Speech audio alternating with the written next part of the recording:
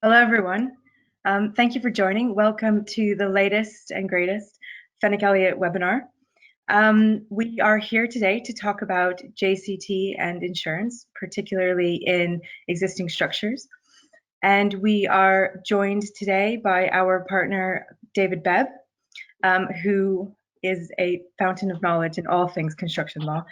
In particular, he specializes in domestic and international construction and engineering projects and advises on a broad range of projects, including high-value residential developments, offices, universities, laboratories, and so forth. We are also joined today by David Lyle. David is the head of the UK construction team at Lockton, the world's largest privately held insurance broker. He is an associate of the Chartered Insurance Industry and also the Institute of Risk Management. David and his team have a vast amount of experience of placing insurance for extension and refurbishment projects, including complicated placements such as the Battersea Power Station and Kensington Olympia, the Kensington Olympia upgrade. Welcome, David. Thank you very much for joining us today. So before we begin, I just wanted to point out to the audience that we will take questions at the end from you all for David and David, and please do put in your questions in the toolbar on the right-hand side of your screen as we go along, and we will take as many of those as we can at the end. So without further ado, I'm going to pass it over to you, David. Thank you, Stacey. Thank you. Right, what are we going to cover today? Well, good afternoon, everyone. Right, what's my bit? I do a lot of work for contractors and employers in existing buildings, and it seems to me there are two problems, I think. The first problem are for those involved in the project team that know enough about insurance to know that it's not a simple thing to fix when working in an existing building. So that problem being, there's an awful lot of people involved in it. It requires insurers, building owners, lawyers, brokers, PMs. So all those people are involved. People know what the problem is, i.e. getting insurance, joint end insurance, but it's not a simple fix. So the first problem is actually how we get the job over the line, and actually what tends to happen, it gets just put in the too difficult pile, and eventually it might get sorted before the job actually starts. But usually it's right until the last minute. It's the Friday before the job starts on the Monday. The second problem is for those who don't know it's a problem. And by that, I mean, I think we all understand how JCT deals with it. We've got three options to choose under JCT. And is it as simple as ticking a box like filling in the front bit of the contract? So we've got A for new build. It's not a new build. We've got B for new build. It's not a new build. Oh, it must be C. The problem with that is not understanding quite what the effect of ticking option C is. And that's the second problem. Of course, that only becomes a problem if there's a fire or a flood on the building, and then all of a sudden someone will be saying, who ticked option C? Because actually, having ticked the box, no one understood what the effect of that was. To understand JCT, we need to go really back to basics of the difference between liability and insurance. Once you've understood that bit, it will all become a lot clearer, hopefully in this talk. Now, the really savvy ones on the webinar now will say, well, all this fella Dave has done so far is point out all the problems. And for a typical lawyer, where's the answer? You see, that's where we need David. You see, you can actually say all the problems this fella Dave has flagged to everybody. This is how you can solve the problem. So that's going to be David's bit after me with the magic answers. So right, hopefully that slide should move forward. Right, so just a very brief recap. Under JCT, these slides are a bit of a lag on the slide. Apologies for that. When I hit the button, it takes a while to move forwards.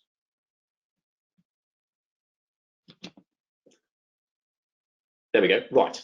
I've touched on this. ABC. I think they're all terminology that's familiar with most people.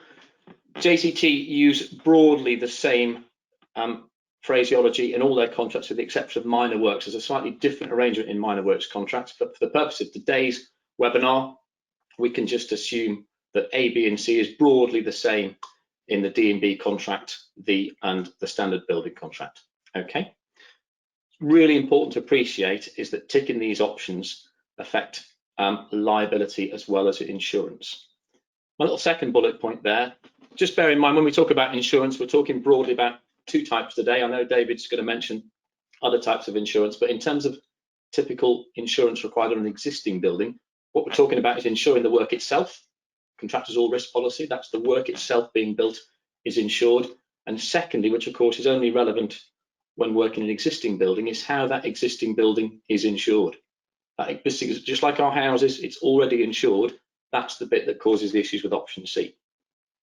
My third bullet point there is say A and B, it's just flagged up, and this is where one of the problems arises, of course, is that when filling in the JCT, it's A and B just say on the top of it, new buildings. And of course, if you can't tick that for an existing building, there's only one option left to choose, which is option C, and that's part of the problem I mentioned at the outset.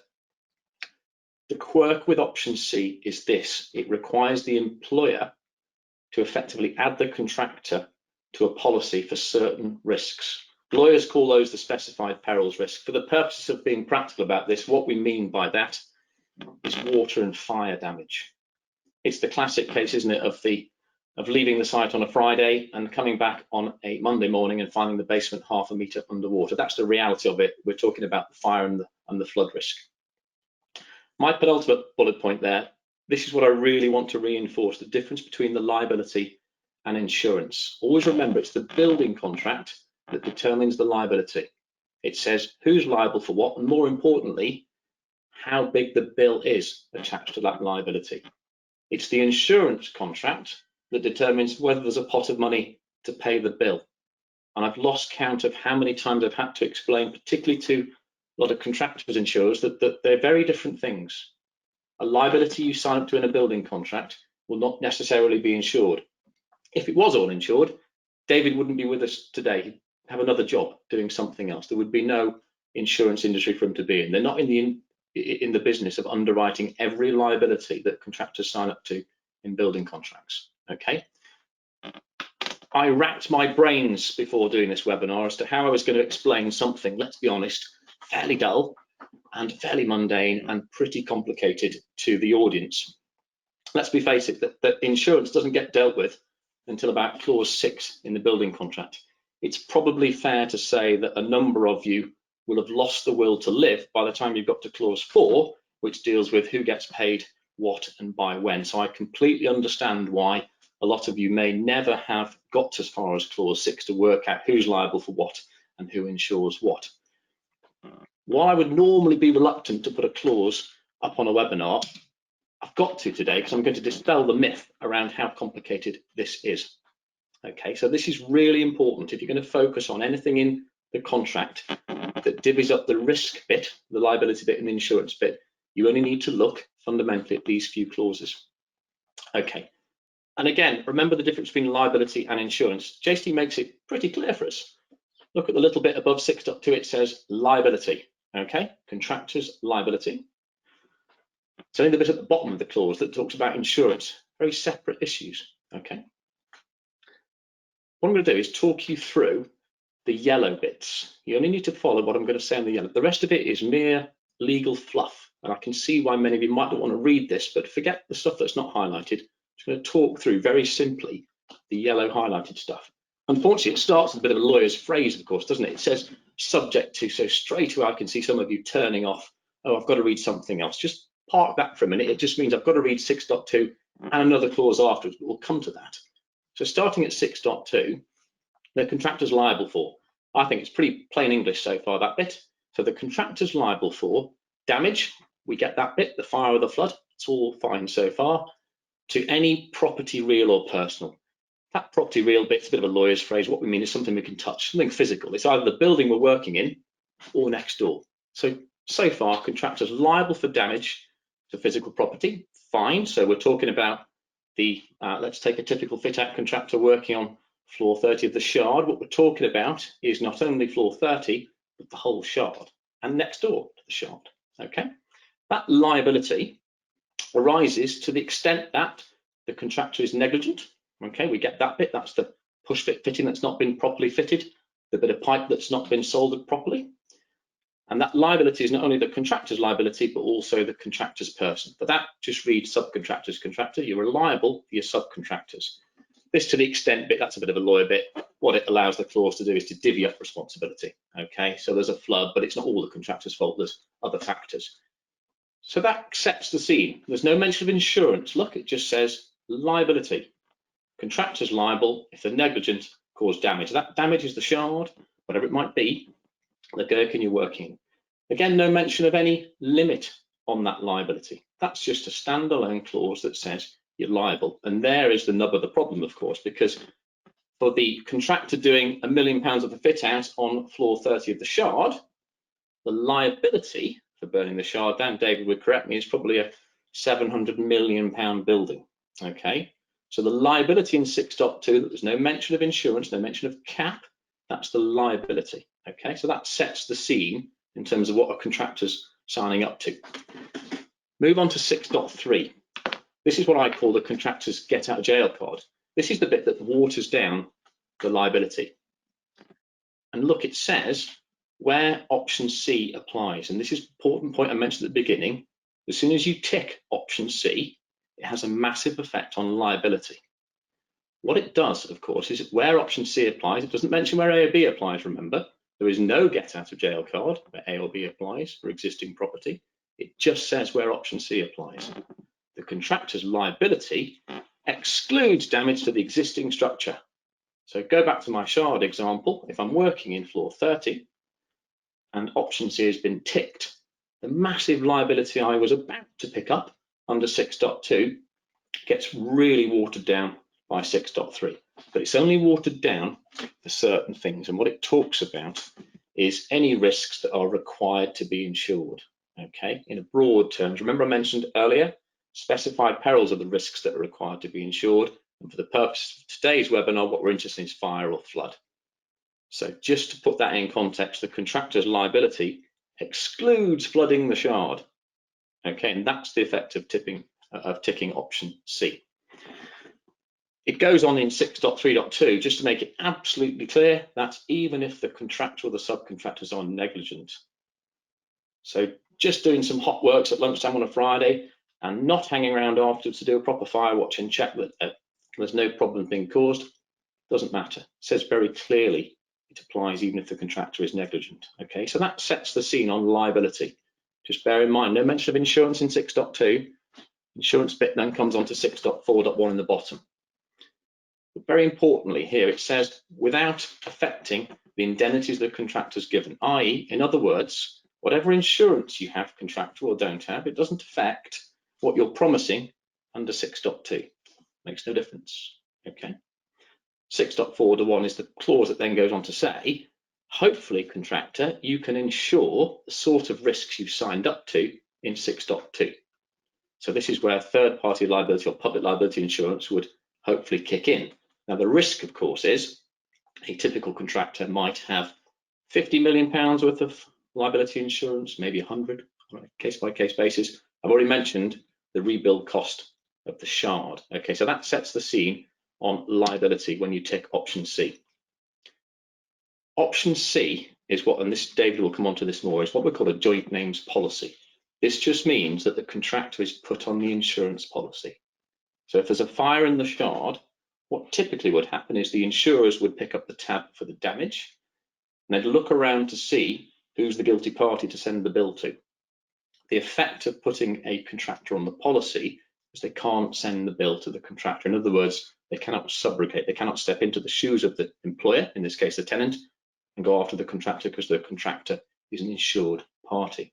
But like the nonsense it would be, I'm insured on my car insurance, it would be a nonsense, wouldn't it, if I crashed the car causing £10,000 of the damage, only for the insurers to then send me the bill. So that defeats the purpose. Okay.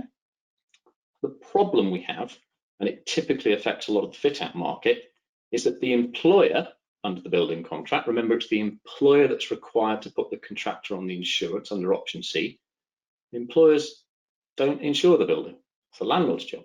The tenant is just one of many tenants listed on the insurance policy.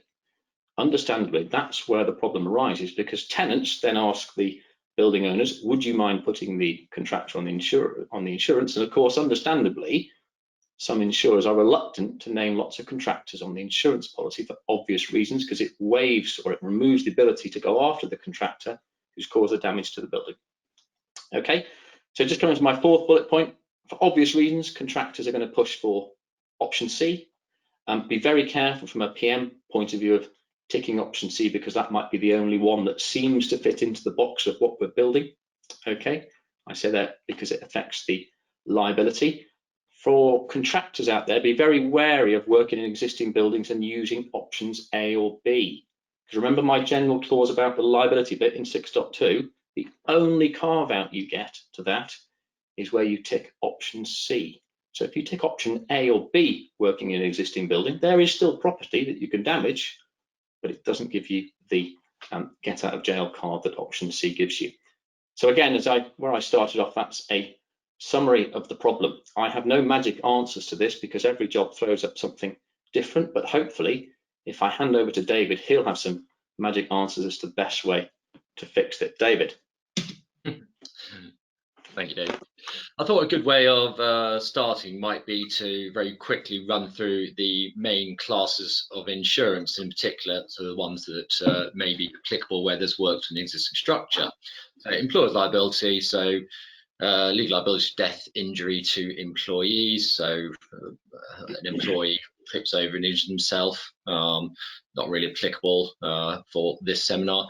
Constructional risks, so this is, as David said, sort of physical loss or damage to the work, so whatever the fit out is. Existing structures, so this is traditional property insurance, so damage to the building being worked upon.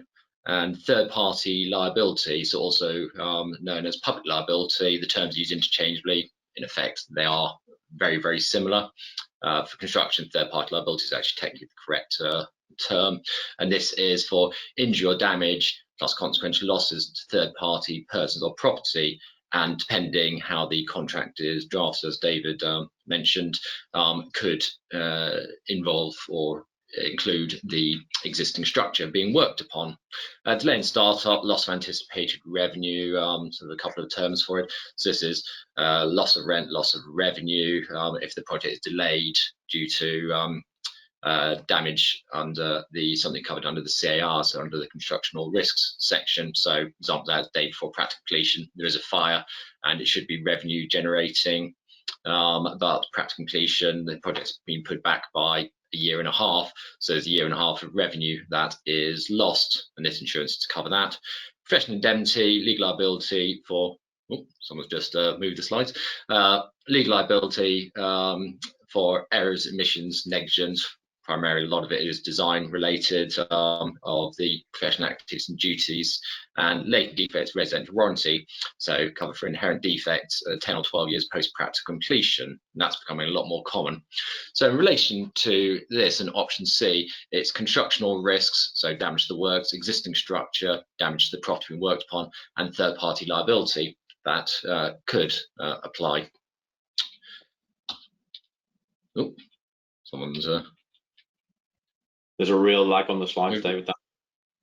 Yeah. So, as David mentioned earlier on, you've got three options. Where there's any works occurring, you've got option A, option B, option C. So option A is for new build, where the contractor insures the work, who is responsible for insuring the work. So that's the CAR, the constructional risks. Option B is new build, where the employer insures the works, again, the CAR. And then option C, which is alterations or extensions to existing structure, where the employer is responsible for ensuring the works and the existing structure in joint name, so naming the contractor, as David mentioned earlier on. The background to option C is that it was viewed, and not really is viewed, as not equitable, so not correct, if a contractor is, say, undertaking a 1 million fit out within a 750 million existing structure, for them to be responsible for damage to that existing structure, so the 750 million. So on a 1 million contract, the contractor may be sort of their profit margin, that may be, say, 15 or 20,000, so making them responsible for a 750,000 plus loss. It's not really equitable. But then under the last revision of the JCT, the so 2016 revision, the JCT put in an amendment to it. So we've got traditional option A, option B, option C. Then, as you can see on the slide, it said, or you can go for replacement schedule option C, which very helpfully just says option C doesn't apply, and it's replaced by blank, whatever you want to put in, which that is where there's quite often an issue, because the employer might not or can't include the contractor on the existing structure, so they'll go, fine, we'll go for a replacement option. What is the replacement option? And then that's when you generally come to stalemate, and as David mentioned earlier on, inevitably the insurance is a lot of the time sort of left to be one of the last things to look at. So this is quite often an issue, and to be honest, it's been an issue for numerous years. We were consulted by the JCT probably 10 plus years ago as to what can happen where there's work within the existing structure and where the risks lie. But yeah, the contractor doesn't want to take on that risk, and the employer doesn't want to take on the risk. So it quite often just comes to a stalemate. But in reality, it's actually quite easy to fix. And hopefully we should go to the next slide. Perfect.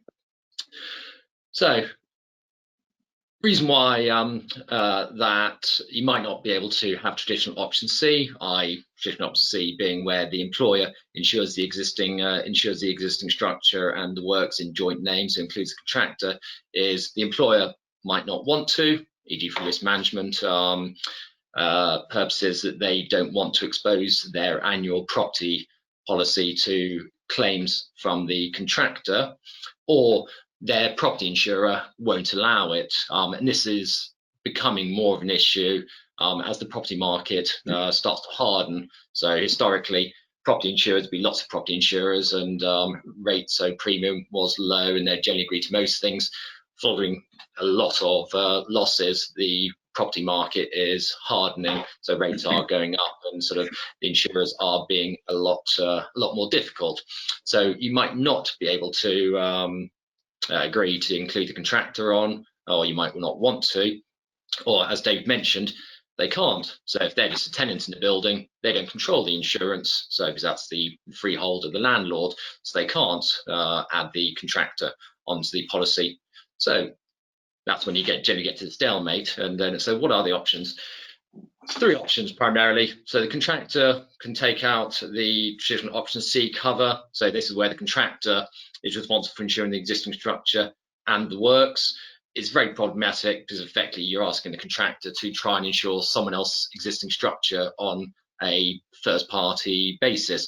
So in reality, this doesn't really work. And also from the employer's point of view, or the freeholder's point of view, they don't really want to give up the control of insuring their property to a contractor. So insurance option, the option one, doesn't really work. So you move on to sort of option two. So damage to the existing structure is passed on to the contractor. So the existing structure is deemed third party in a contract. It's changed, and the existing structure is deemed third party to the contractor. So if they cause a loss, they're not covered under the contract. Doesn't give them the benefit of cover for the existing structure. So as Dave mentioned earlier on, that the insurers can just go, okay, fine, you're responsible, you've caused a fire, you've caused an escape of water, it's your issue. So it basically falls back onto the contractor, and it's a contractor risk. Third option, and this generally happens where you do have large value existing structures, so going back to our 750 million example, that the contractor realistically won't have 750 million pounds worth of third party liability, or purchasing 750 million pounds worth of third party liability is going to be very expensive. So you come to an agreement and say, okay, contractor is going to be responsible for the first X, so 20 million, 50 million, whatever it is, depending on the value of the works and also the value of existing structure. So the contractor is responsible for that first, let's say 20 million. Contractor is responsible for the first 20 million, and then above that, they get the benefit of cover under the existing structure or a waiver of subrogation.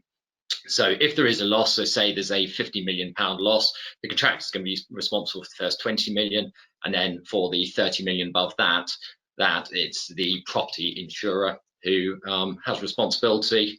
So that's, the property insurers are generally reasonably comfortable with that because they know that the contractor has a lot of skin in the game. The value of what they're responsible for will depend on, as I said, the works and also the value of the existing structure.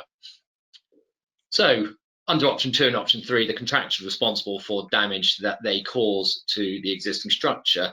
But what is not uncommon is the contractor will go, okay, fine, you're not providing the cover that you would traditionally do under an option C.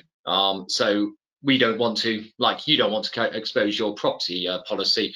We don't want to expose our public liability, third-party liability, or potentially, if their wording isn't particularly good, they might not be able to cover the existing structure under their third-party liability policy. So they go out and take a project-specific third-party liability policy to whatever value is chosen, so the value of the existing structure, or under option 3, whatever value that they're being made responsible for, and then they pass that cost on to the employer. So there is a cost associated with option 2 and option 3, but it is a way of getting past the the stalemate that quite often happens. That it is past the contractor, but they keep that risk separate from their own sort of general liability and take out a specific policy for that. So, conclusion, and this very much goes back to what David's saying, that insurance, very much aware that insurance isn't the most, everyone doesn't love insurance as much as I do, so it is quite often left to the end. But where there is work within existing structure, it's generally advisable to establish as soon as possible where the risk of damage to the existing structure is going to sit. So that the relevant options can be agreed either with the property insurer or with the contractor, being their responsibility and getting passed on to them. And as I said, they may take out project specific cover, so it will take time. If that doesn't happen, the whole project could be delayed. Could be delayed while risk allocation is agreed, because if we don't know who's going to be responsible for damage to the existing structure, then you can't start the contract. Could be unbudgeted costs in the contract for the unpriced exposure of purchasing this insurance, or possibly worst case, and there will inevitably going to be claims. Haven't seen any yet, but I'm sure, actually, to be fair, I had heard from another lawyer that there is at least one out there that partway through the job there is a loss, and someone looks at the contract at that point, it's kind of, okay, perfect. So where does cover? It's alternative option, it's replacement schedule C1, which is currently blank. So where does the actual sort of loss sit? And that'll be interesting from a sort of insurance and legal perspective for when that happens. So as with everything, it's quite easy to fix, especially if you've got sort of knowledgeable specialist brokers on the construction side and or the property side. It's quite easy to fix, but it just needs to be talked about. And thank you. I'll pass you back to Stacey. You're on mute, Stacey, I think, still. Yeah, thank you. That was a first for me, actually. I'm pretty proud of myself there. Thank you very much, David and David, for that fantastic run through.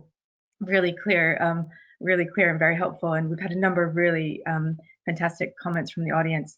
So thank you very much, and thank you everyone to sending in such great comments. So we're going to try and get through questions. So we're going to try and get through some of those right now. If we can start off, we've had several questions about options A, B, and C. So possibly, Dave, if we could maybe start with some of those. One member of the audience says, can you select option A or B if you're carrying out work in an existing building, for example, in a 100-year-old department store? Very simple answer to that. You certainly can tick A or B. It's the effect it has. Remember, go back to my point about 6.2. That's the liability bit. So as a contractor, I'm assuming the question may have come from a contractor. If it hasn't, the point is that you don't get any change in liability. So if there's a fire to the department store caused by negligence, or a flood, wherever it might be, that liability sits with the contractor. So let's say a typical 100-year-old department store sounds very expensive to fix. Let's say it's a £150 million building. That if you tick option A or B as a contractor, that is your liability if you negligently burn it down. So you certainly can use A or B if you wish, but it's the effect it has on liability that contractors need to be aware of. So that's the answer. And there's a couple of several questions stated along the same theme. So it reinforces the fact you certainly can tick A or B if you wish, but it's the effect it has on the contractor's liability. So as I mentioned earlier, so any contractor working in an existing building needs to be very wary of where options A or B are ticked, because David mentions the liability is there, but you need to match the liability with the insurance. So that's because option B only deals with the works insurance, so the constructional risks as to who's responsible for taking out that. So the existing structure is effectively silent. So as David said, that it's silent. So under the indemnity provisions, it sits with the contractor because they're required to indemnify. So you can use it. It's a bit messy. It should be replacement option C1 should be used so that it is clear to all parties where the damage to the existing structure is going to be dealt with. But yes, it can be, and it has been used before. I've seen it being used before. Okay, there's been a couple of questions specifically in relation to demolition. So if I could read this one out. In the case of the demolition of a property but retention of a basement and the new build above, say a 10-story tower, is the project insured under option C or B/A? I think it's the same. I'm happy. I think it's the same issue, David. I think it's the same issue. Is that A and B affects the liability. So remember my bit about clause 6.2. It just talks about property generally. So if it's that basement, of course, if you could damage the basement through negligence, that will be the contractor risk if you take A or B. Likewise, I'm guessing the bigger issue with demolition is the risk of damaging next door, which is also property. Remember my 6.2 clause just talks about physical property. That could be next door, part of the existing building. So I think it's a similar point to before. It's that you can choose option A or B, absolutely, but it doesn't in any way give you any get out of jail card as a contractor. The risk of damage to property, whether that's the existing building, the basement, or next door, sits at the contractor's doorstep. Yeah, and likewise, again, this is a demolition. With the work side of it, so what would be covered under a constructional risk policy, there generally isn't actually anything to insure that, because you're not constructing anything at that point. It's pure demolition. So from the JCT's point of view, there isn't any need or requirement for the insurance of the works, but you do need to insure the retained basement. So what is the existing property? So as David said, it's how that's going to be covered and where that risk sits with it. So yeah, very similar to the earlier conversation, that if option A and B is chosen, then it is going to be a contractor's risk, but just need to be very aware that someone has to insure that. Because also, if it is just a retained basement, it's probably unlikely that the property insurance will be in place for that. So for demolition, where there's any retained elements, from the insurance perspective, it's a bit more complicated. Great, thank you both. Let's moving on to the next question. What are the typical amendments in the insurance clauses from an employer's perspective, and how are these typically challenged by contractors? Ooh, okay, so I think from an employer's point of view, I think the first one would be you don't need any amendments, you just tick A or B for the reasons I've mentioned. So the really canny ones may not make any changes and they'd just say A or B applies for the reasons I've mentioned before. What else can get changed? There is a link into extension of time clauses. So those of you familiar with JCT will understand how what they call specified perils gives an extension of time. Okay, that links into insurance, because what the insurance provisions then say is, well, which is beyond today's sort of webinar, is what happens if there is damage. What we've done in today's webinar is set the scene as to how it deals with it. Then you've got a whole section later on in clause 6, if you care to read a bit further, that says what happens if there is damage. And the general logic being is that where the employer has taken the insurance, so let's say the employer has taken the insurance for the work itself, the idea being that if there is damage, there's a pot of insurance money available. But then what the contract says is the reinstatement work is treated as a variation or a change. The idea being, of course, is that that is valued under the contract. Please reinstate the work that's just been damaged, but there's a pot of insurance money to pick up the tab. So the amendments you've got to look very carefully for is how that is changed, because if there's a shortfall in the insurance, who picks up that tab?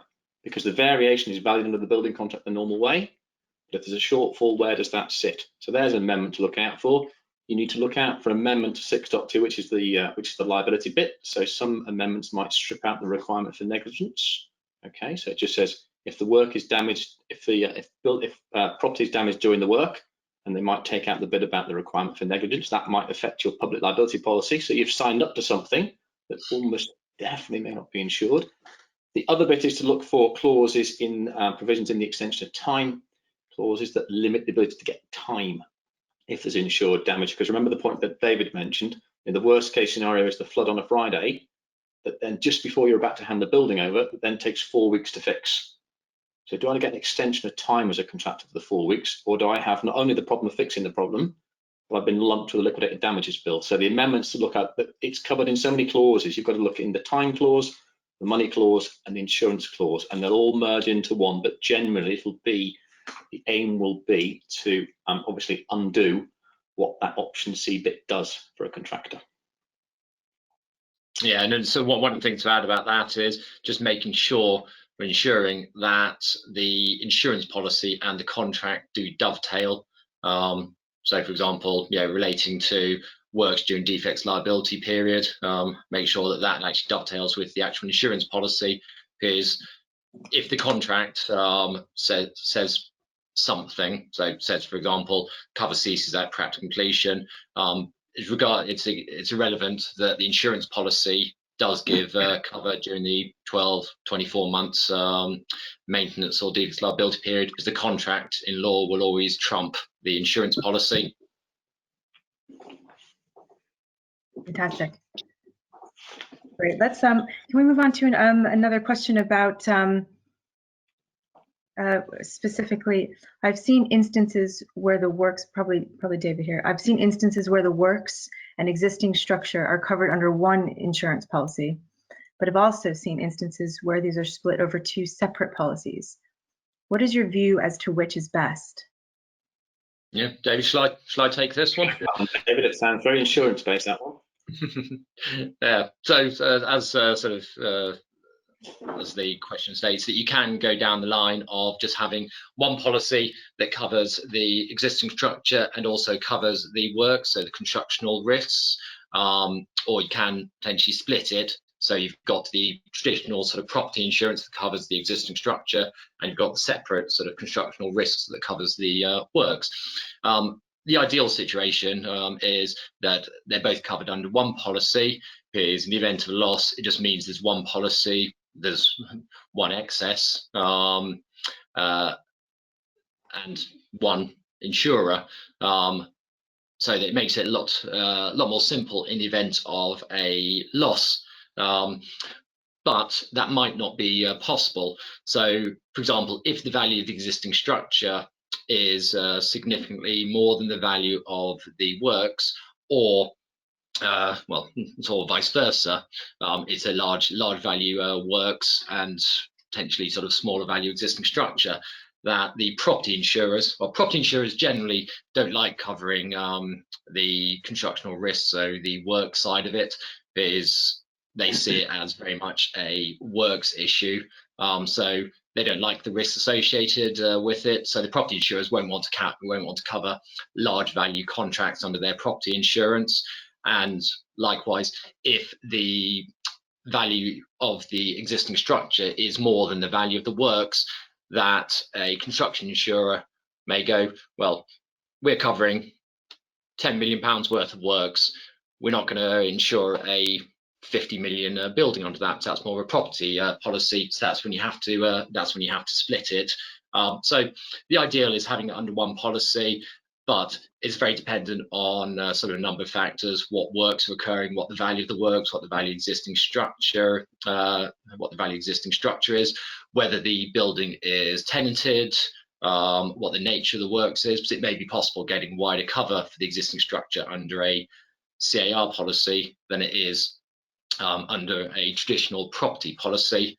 But to be honest, your broker should be able to sort of advise and look at the risk, look at what's happening, and advise as to which is the best route from a cost and also coverage sort of coverage position. Super. I think that. Thanks so much, David. I think we have time. Thank you, the audience, so much for all of your questions that are flooding in. I think we do have time for at least one more.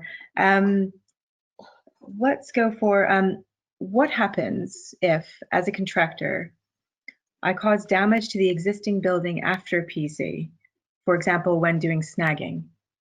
Right. Okay. I think we've touched on it a little bit. So I keep coming back to clause 6.2, don't I? Which is the responsibility the contractor has for damage to property. The way that would work is that the get out of jail card, the option C bit, only applies up until PC. Okay, so I think the way that would pan out is if the contractor in the building then doing some work, let's say I keep coming back to the push fit fitting, so they come into the kitchen post PC to snag something, the way it would work is that liability would still apply, because the requirement for the employer to insure and put the contractor on the insurance expires at PC. So from a contractor's point of view, you ideally would want that get out of jail card to last into the defects period as well. And I think, David, you mentioned earlier, actually a typical policy would allow that anyway. David, is that right? Yeah, exactly. Yeah, so typical insurance policy will include cover during the defects liability and maintenance period, so traditionally 12 months, or it might be 24 months if it's a residential for sale. So it will cover works, or it should cover, if it's drafted properly, should cover snagging work, so damage caused during the sort of snagging works, or the whole point in the defects liability maintenance period is that for losses that manifest during that 12-24 months but arise out of something happening during construction, that the insurance policy would pick or should pick that up. So just making sure that the insurance policy and the contract do dovetail. Super. Thank you both, David and which I'm getting used to saying David and David. I think that's been brilliant. We've managed to fit within our time today. So thank you both very much. Thank you both. Thank you to the audience for all of your questions. There have been some questions about the recording and the slides being available afterwards. They definitely will be. You can find them on our website in the past webinars section, and that will be available soon. And if I may let you know about our next upcoming webinar in 2 weeks' time. We do have a slide next, but not to worry, you'll find that on our website. We have Jeremy Glover, there we go, Jeremy Glover, partner of Fenwick Elliott, Lynn McCafferty, and George Taft of Secretariat, talking about practical tips for putting claims together, part 2. They are reconvening after a very popular session they did back in June. So please do join us in 2 weeks' time, Thursday, 12 o'clock, as always. But thank you again to everyone for joining. Thank you, David and David, again. And wherever the audience may be in the world today, please keep safe. And thank you again. Yeah, thank you, everyone. Thank you.